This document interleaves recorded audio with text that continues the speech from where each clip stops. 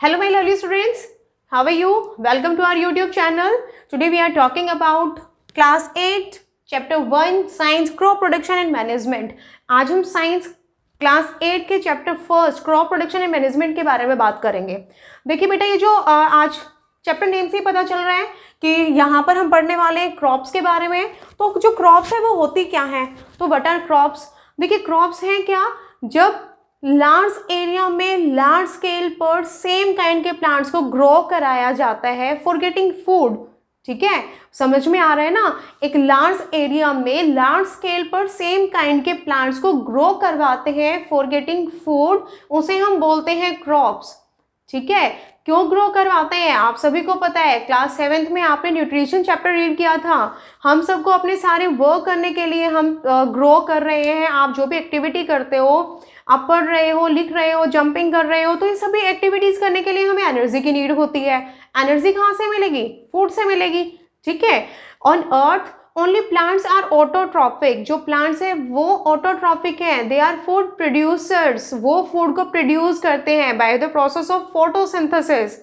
ठीक है, लेकिन उनके अलावा यानी कि प्लांट्स को हटा दिया जाए, then all animals including human beings we can't prepare our food our own. हम अपने आप अपना फूड प्रिपेयर नहीं कर सकते। हम किसके ऊपर डिपेंड हैं? हम प्लांट्स या एनिमल्स के ऊपर डिपेंड करते हैं बेटा।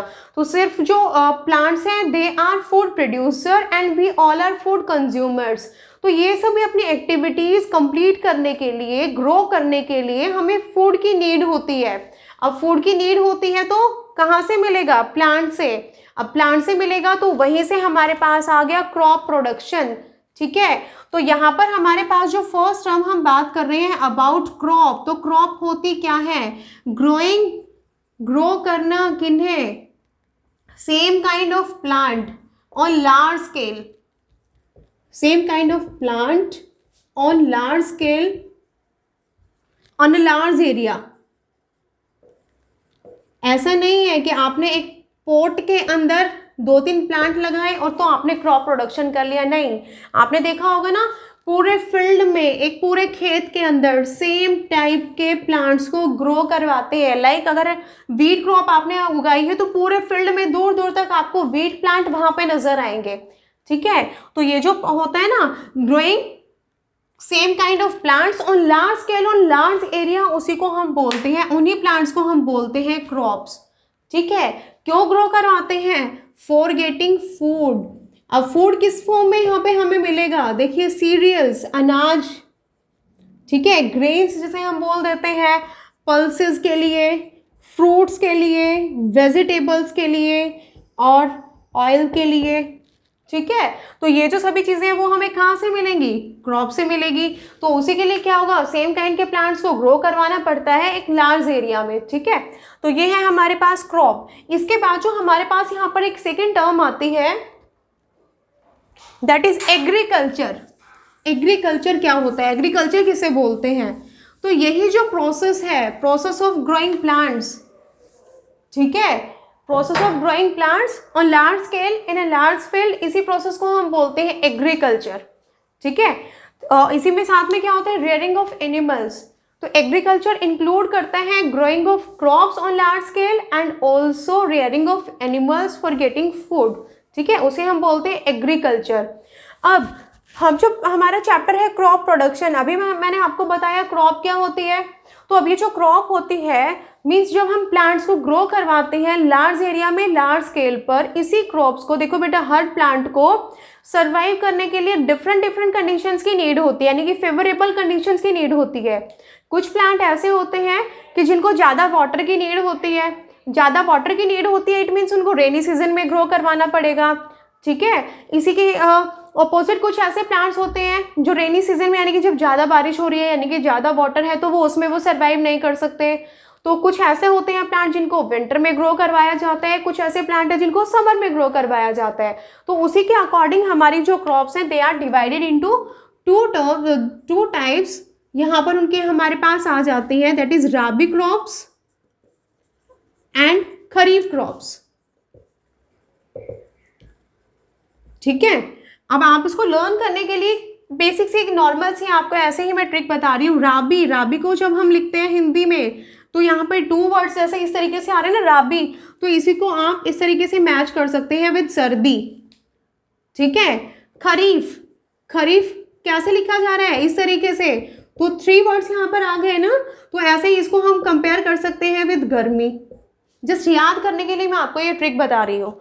तो जो राबी क्रॉप्स होती हैं they are grown in winter season, इनको सर्दी में यानी कि इनको ग्रो करवाया जाता है, grown in winter season.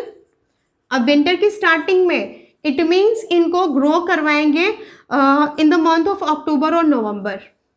October November month में इनको ग्रो करवाया जाता है।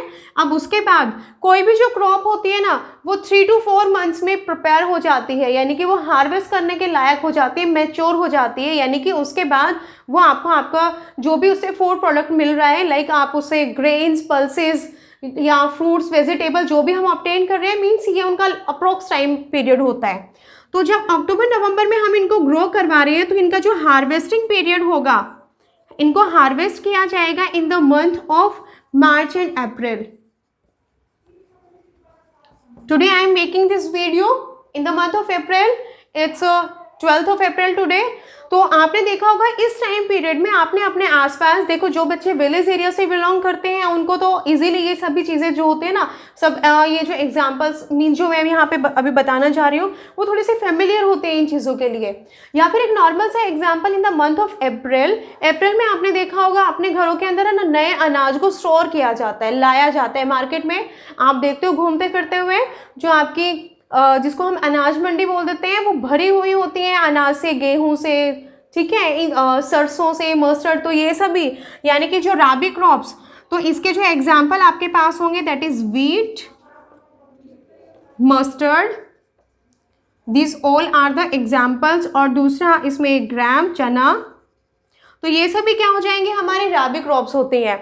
अब दूसरी तरफ मैंने बताया आपको खरीफ क्रॉप्स। अब खरीफ क्रॉप्स यानी कि गर्मी में, अभी मैंने बोला था कुछ ऐसे यहाँ पे क्रॉप्स होते हैं जिनको ज़्यादा वाटर की नीड होती है, यानी कि जिन्हें रेनी सीजन में, गर्मी से आप याद रखेंगे, यानी कि रेनी सीजन में इनको ग्रो करवाया जाएगा। तो रेनी सीजन में जब इन क्रॉप्स को ग्रो करवाते हैं तो यहाँ पर जो टाइम पीरियड यानी कि आप ग्रो करवाएंगे इन्हें in the month of July and August,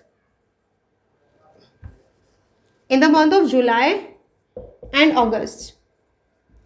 ठीक है, सेम जैसे अभी मैंने आपको बोला कि 3 to 4 मंथ्स के बाद आपकी जो क्रॉप है वो मैच्योर हो जाती है, उसको हम हार्वेस्ट कर सकते हैं। हार्वेस्ट मतलब उसकी कटाई कर सकते हैं, उनसे जो भी उनके प्रोडक्ट हमें मिल रहे हैं हम उनको पा सकते हैं, उन्हें हम पा लेंगे। तो इनका जो हार्वेस्टिंग टाइम पीरियड होगा आफ्टर 3-4 मंथ्स, यानी कि जिस टाइम पर आपके ये जो विंटर्स जो क्रॉप होती है उसको ग्रो करवाते हैं ना, जस्ट वहीं पे, यानी कि in the month of October, सितंबर October, you can say October to नवंबर, ये इनका हार्वेस्टिंग टाइम पीरियड होता है। तो इसमें जो आपके एग्जाम्पल होंगे दैट इज मिलेट, ठीक है, बाजरा हो जाएगा, राइस हो जाएगा, क्योंकि राइस को भी बहुत ज़्यादा वाटर की नीड होती है, स्टैंडिंग वाटर। इवन राइस को आप पैडी भी बोलते हैं हिंदी में, जिसे धान भी बोल दिया जाता है। ठीक है, तो जो राइस क्रॉप होती है उसे बहुत ज़्यादा स्टैंडिंग वाटर की नीड होती है। तो रेनी सीजन में भरपूर बारिश होती है, तो इसी वजह से वहाँ पर उसी टाइम पीरियड में पैडी को भी ग्रो करवाते हैं। अब एक क्वेश्चन जैसे आपसे पूछ लिया जाए कि लाइक यहाँ पे व्हीट क्रॉप जिसे विंटर सीजन में हम ग्रो करवा रहे हैं, अगर इसको समर में ग्रो करवाया जाए यानी कि रेनी सीजन में, तो पॉसिबल ही नहीं है, क्योंकि जो व्हीट प्लांट है वो ग्रो नहीं कर पाएंगे। ठीक है, अगर ग्रो हो भी गए हैं तो अपनी मैच्योरिटी टाइम पीरियड तक नहीं स्टेबल कर पाएंगे। क्यों? क्योंकि जब ज़्यादा वाटर होता है तो उसमें वो सर्वाइव नहीं कर सकते। तो ये तो था काइंड्स ऑफ क्रॉप्स कि जो हमारी क्रॉप्स हैं according to their suitable time period उनको डिवाइड किया गया है 2 टाइप्स में, आपकी rabi crops and kharif crops. इनके अलावा और भी काफ़ी सारे एग्जाम्पल्स हैं, जस्ट अभी मैं आपको यही इंट्रोड्यूस कर रही हूँ। इसके बाद नेक्स्ट है यहाँ पर हमारे पास, देखिए जब भी कोई क्रॉप लगानी होती है तो उसके लिए कुछ बेसिक प्रैक्टिसेस हैं जिनको फॉलो किया जाता है। ठीक है, नॉर्मली अगर आपको भी बोल दिया जाए कि आपको अपने गार्डन में, आपको अपने किसी भी पॉट में कोई प्लांट ग्रो करवाना है, तो आप उसके लिए क्या करते हो? सबसे पहले हमारे पॉट के अंदर जो सॉइल होते हैं हम उसको क्या करते हैं, सबसे पहले उसकी खुदाई करते हैं, जिससे कि क्या हो जाए, हमारी जो सॉइल है वो लूजन हो जाए, फ्री हो जाए, उसके अंदर जो मिट्टी के जैसे ढेले बन जाते हैं, जैसे इकट्ठी हो जाती है वो, तो क्लम्प्स जो बन जाते हैं, उन सबको ब्रेक डाउन करने के लिए, छोटे छोटे पीसेस में ब्रेक करने के लिए, ठीक है। उसके बाद फिर हम उसे क्या करेंगे, अच्छे से उसका पाउडर फॉर्म में बनाने के बाद हम उसमें सीड लगाते हैं, फिर आप उसमें वाटरिंग करते हो, आप वाटर उसको देते हो, साथ में हम कुछ ना कुछ उसको न्यूट्रिएंट्स लाइक आप मैन्योर, फर्टिलाइजर्स कुछ ये भी हम ऐड करेंगे। तो इस तरीके से कुछ पैटर्न यहाँ पर है जो हमें फॉलो करना होता है। तो यहाँ पर आप नेक्स्ट जो टॉपिक करने वाले हैं that is basic practices. Basic practices involve in crop production. सबसे पहले है हमारे पास प्रिपरेशन ऑफ सॉइल, सॉइल को प्रिपेयर करना। अभी आज मैं आपको बता दे रही हूँ, यहाँ पे कुछ 6 और 7 बेसिक प्रैक्टिसेस होते हैं, स्टेप्स होते हैं जिन्हें हम फॉलो करते हैं, फिर उनमें फर्दर उनके सब टॉपिक्स हैं जिन्हें हम 1 बाय 1 करते जाएंगे। ठीक है, आज ज़्यादा नहीं करेंगे क्योंकि फर्स्ट वीडियो में फिर आपके लिए काफ़ी लेंदी हो जाएगा, आप बोर भी हो जाओगे। तो फर्स्ट है हमारे पास प्रिपरेशन ऑफ सॉइल, सॉइल को प्रिपेयर करना। फिर सेकेंड हम इसमें क्या करते हैं, जब सॉइल हमारी प्रिपेयर हो जाती है, सोइंग ऑफ सीड्स, सीड्स को ग्रो करना। आपने सीड्स ग्रो कर दिया है, एडिंग मैन्योर एंड फर्टिलाइजर्स, आपकी क्रॉप ग्रो हो रही है, उसे भाई न्यूट्रिएंट्स भी चाहिए तो ऐड करेंगे मैन्योर या फिर फर्टिलाइजर्स को। अभी मैन्योर फर्टिलाइजर्स में क्या डिफरेंस होता है मैंने अभी आपको बताया ना कि इनके अंदर सब टॉपिक्स है जिनको हम डिस्कस करते चलेंगे। नेक्स्ट आप सीड भी लगा दिया, मैन्योर फर्टिलाइजर्स भी डाल दिए, इसके बाद क्या करना पड़ेगा, इरिगेशन। जब तक वाटर नहीं मिलेगा प्लांट्स को तो वो अपना प्रोसेस यानी कि फोटोसिंथेसिस कैसे कंप्लीट कर पाएंगे। इवन जब तक मॉइस्चर नहीं मिलेगी ये जो सीड है वो सॉइल के अंदर ग्रो भी नहीं कर पाएगा। ठीक है, तो इरिगेशन करना पड़ेगा। इसके बाद ठीक है, हमारी क्रॉप यहाँ पर बड़ी हो रही है तो साथ में क्या होता है, कुछ अनवांटेड प्लांट्स भी वहाँ पर उग जाते हैं, तो रिमूवल ऑफ वीड्स, वीड्स को रिमूव करना। वीड्स क्या होंगे, अनवांटेड प्लांट्स। फिर इसके बाद हमारे पास 6 आता है हार्वेस्टिंग। जब हमारी क्रॉप मेच्योरिटी पीरियड पे पहुंच जाती है यानी कि हमारी क्रॉप उग गई, बड़ी हो गई, पक गई है, अब वो अपने प्रोडक्ट हमें देने के लायक हो गई है, तो उस कंडीशन में उसको हार्वेस्ट किया जाता है, उसकी कटाई की जाती है। ठीक है, लास्ट में हमारे पास आ जाएगा स्टोरेज। भाई हमने हार्वेस्ट भी कर लिया अपनी क्रॉप को, अब हार्वेस्ट करने के बाद वहाँ से हमें जो भी हमारे प्रोडक्ट्स मिलेंगे उन सबको स्टोर भी करना है। तो ये जो 7 है वो हमारी बेसिक प्रैक्टिसेस हैं which are involve during the process of crop production and management. इसी कंप्लीट को हम बोलते हैं क्रॉप प्रोडक्शन एंड मैनेजमेंट। ठीक है, तो फर्स्ट यहाँ पर मैं अभी आपको बता रही हूँ, आज हम कर लेते हैं फर्स्ट प्रिपरेशन ऑफ सॉइल। जो फर्स्ट है जो प्रिपरेशन ऑफ सॉइल, सॉइल को प्रिपेयर करना, इसके अंदर कौन कौन सी चीज़ें आती है। देखिए सबसे पहले यहाँ पे हमारे पास आता है लूजनिंग, सॉइल को लूजन करना। उसके लिए क्या, कुछ यहाँ पर एग्रीकल्चरल इम्प्लीमेंट्स होते हैं जिनको यूज़ किया जाता है, मशीन्स को यूज़ किया जाता है सॉइल को लूजन करने के लिए, यानी कि जैसे कल्टीवेटर्स आपने सुने भी होंगे, देखे भी होंगे, उनको यूज़ किया जाता है सॉइल को उखाड़ने के लिए। ठीक है, उखाड़ने के बाद फिर जो उसमें जैसे अभी मैंने बोला कि मिट्टी के ढेले बन जाते हैं, उनको फ्री करने के लिए तो सॉइल को लूजन किया जाता है। अब लूजन करने के यहाँ पर क्या फ़ायदे होंगे, देखो जब सॉइल अच्छे से लूजन हो जाती है तो सबसे पहला उसमें क्या होता है, जो स्मॉल वर्म्स होते हैं, इंसेक्ट होते हैं, वो ईजिली ग्रो कर पाते हैं। ठीक है, and those worms and insects are very helpful for our crop plants, वो हमारे क्रॉप प्लांट की हेल्प करते हैं। क्यों, क्योंकि उससे फिर क्या होता है बेटा, देखो आपने कुछ यहाँ पर बैक्टीरियाज होते हैं जो सॉइल के अंदर न्यूट्रिएंट्स को फिक्सिंग करने में हेल्प करते हैं। तो जब एयर लूजन होगी तो वो जो वर्म्स हैं, स्मॉल बैक्टीरियाज हैं, वो अच्छे से ग्रो कर पाएंगे और वो अपना प्रोसेस कंप्लीट कर पाएंगे। सेकेंड यहाँ पर क्या होगा, लूजनिंग होने से एरेशन प्रोसेस अच्छे से होता है। ठीक है, मतलब जब सॉइल लूजन होगी आपके प्लांट ग्रो होंगे, उनकी जो रूट्स हैं वो सॉइल के अंदर पेनिट्रेट होंगी डाउनवर्ड, तो इजीली से लूजन सॉइल होगी तो उनकी जो रूट्स हैं वो इजीली पेनिट्रेट करते हुए, छेद करते हुए डाउनवर्ड मूव कर पाएंगे, उनके लिए वहाँ पर मूव करना ईजी होगा। तो इसी वजह से प्रिपरेशन ऑफ सॉइल में हम लूजनिंग करते हैं। ठीक है, इसी से फिर क्या होगा, जब सॉइल लूजन होगी तो उसके अंदर अच्छे से एयर फिल हो पाएगी, हमारे प्लांट्स को भी एयर की नीड होती है फॉर रेस्पिरेशन प्रोसेस, तो ये सभी क्या हो जाएंगे, उनके पॉजिटिव पॉइंट होंगे। सेकेंड, यहाँ पर लूजनिंग करने के बाद क्या किया जाता है, लेवलिंग। ठीक है, हमने लूजन कर दिया है सॉइल को, उसके बाद लेबलिंग की जाएगी। अभी जो मैं आपको ये सब पार्ट बता रही हूँ वो मैंने प्रिपरेशन ऑफ सॉइल में अभी मैं आपको करवा रही हूँ। If you want to write this point then you can, अगर आप चाहते हो तो सेम इसी तरीके से जैसे मैं आपको बता रही हूँ आप अपने रफ नोट्स बना लीजिए, ताकि नेक्स्ट टाइम जब आप रिवाइज करोगे आपके लिए ईजी हो जाएगा। तो सॉइल को लूजन करने के बाद फिर हम क्या करते हैं, लेवलिंग करते हैं। ठीक है, सॉइल के उथल पुथल, अच्छा एक चीज़ और है, जब सॉइल को ये उथल पुथल यहाँ पे करवाया जाता है, उल्टा पुल्टी करवाते हैं, देखो क्या होता है, जो अपनी अपर जो सॉइल होती है उसको बोलते हैं हम टॉप सॉइल। जो टॉप सॉइल होती है अच्छी फर्टाइल होती है, लेकिन जब काफ़ी टाइम तक अपनी सॉइल ऐसे ही रहती है, यानी कि आपने जब क्रॉप्स नहीं लगाए हैं, फील्ड के अंदर खेत काफ़ी टाइम तक होता है कि बीच में फ्री होते हैं, उनके अंदर कोई क्रॉप नहीं लगाई जाती, तो because of wind means air और रेन, जो ऊपर की जो टॉप सॉइल होती है तो उसके जो कुछ यहाँ पर ह्यूमस पार्टिकल्स होते हैं वो they washed away because of rain water और विंड एयर। तो जब हम उसमें लूजनिंग करते हैं तो उससे क्या होता है, सॉइल की टर्निंग हो जाती है, यानी कि जो नीचे वाली सॉइल है वो ऊपर आ जाती है, तो उससे क्या होता है कि सॉइल के अंदर जो न्यूट्रिएंट्स है वो अच्छे से उनकी मिक्सिंग हो जाती है।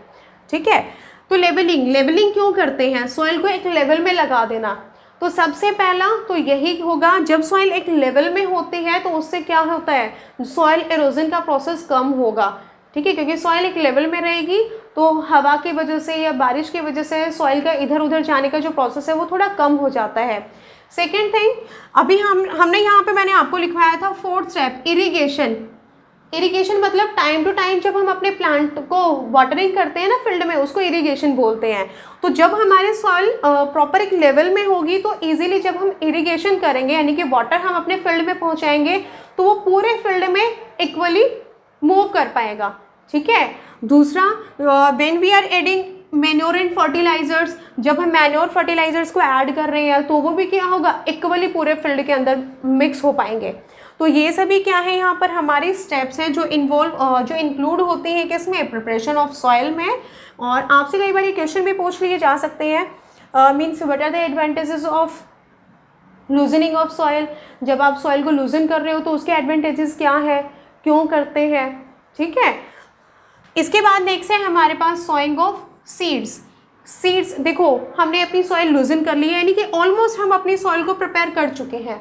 जब सॉइल प्रिपेयर हो चुकी है तो उसके बाद सीड्स लगाना, बीज खेत के अंदर डालना।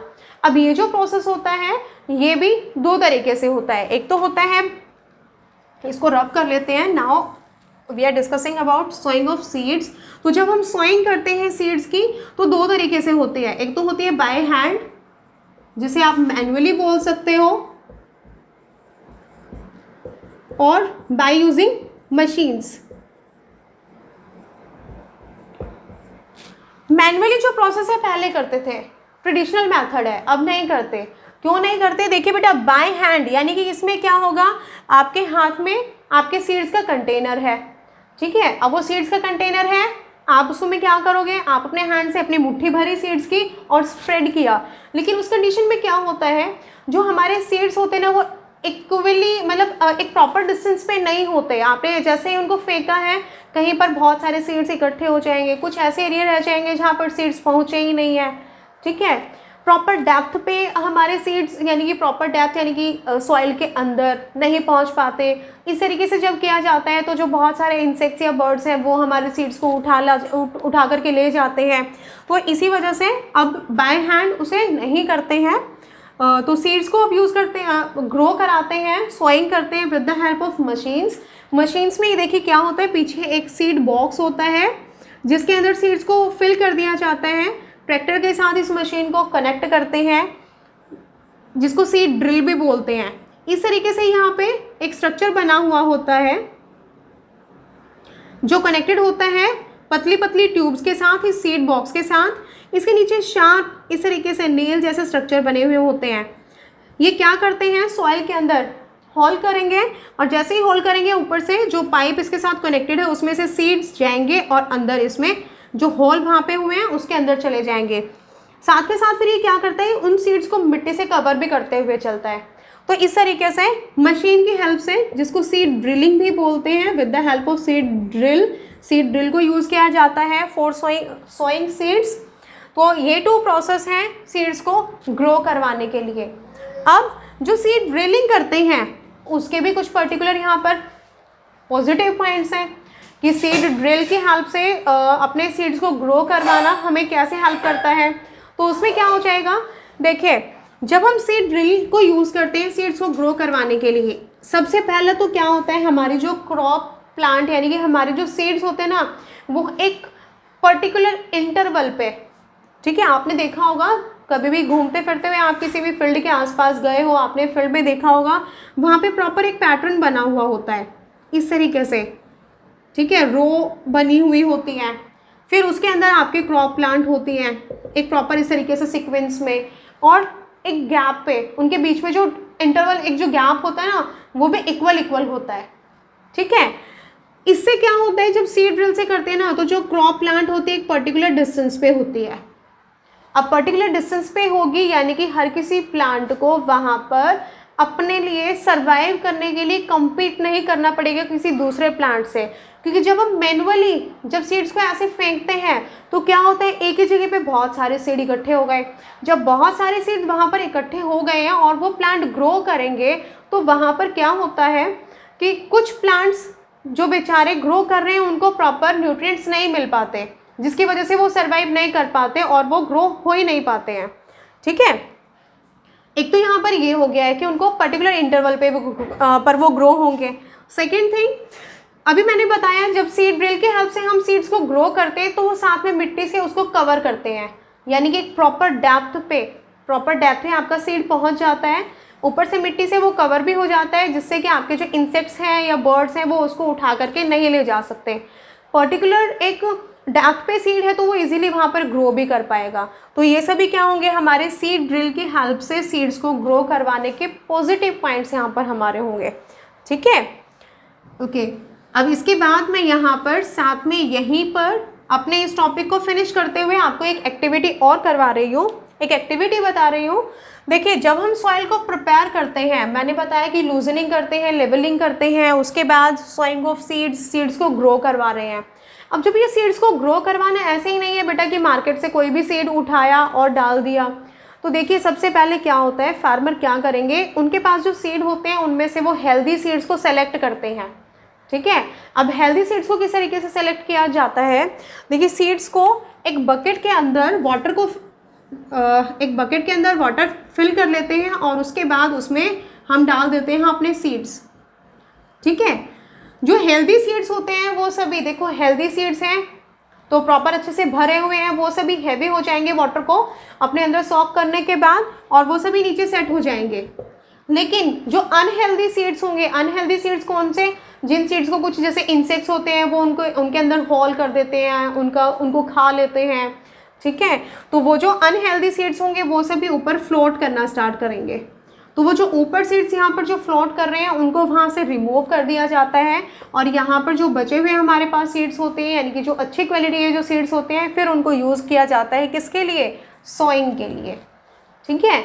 ये एक्टिविटी आप खुद से भी कर सकते हो, आपके घर में आपके पास जो भी सीड्स अवेलेबल हो, लाइक आपके पास कोई भी ग्रेन्स हैं, लाइक वीट है या जो भी है, आप उस सब को यूज़ कर सकते हो। एक ग्लास के अंदर आप वाटर को फिल करिए, हाफ कर लीजिए ग्लास को और थोड़े से सीड्स आप उसमें डालिए, ठीक है। आफ्टर सम टाइम आपको ऑब्जर्व करना है जो सीड्स नीचे सेट हो गए हैं यानी कि वो हेल्दी सीड्स हैं और जो ऊपर अभी फ्लोट कर रहे हैं दोज आर अनहेल्दी, उनको रिमूव कर दिया जाता है, ठीक है। तो बाकी जो आपके पास हैं बाकी जो बेसिक प्रैक्टिसेस हैं विद देयर सब टॉपिक्स उन्हें हम डिस्कस करेंगे इन नेक्स्ट वीडियो। तब तक आप अपने इस टॉपिक को पढ़िए, आप अपनी बुक से रीडिंग करिए, पढ़ते रहिए, सीखते रहिए। Okay bye and have a nice day.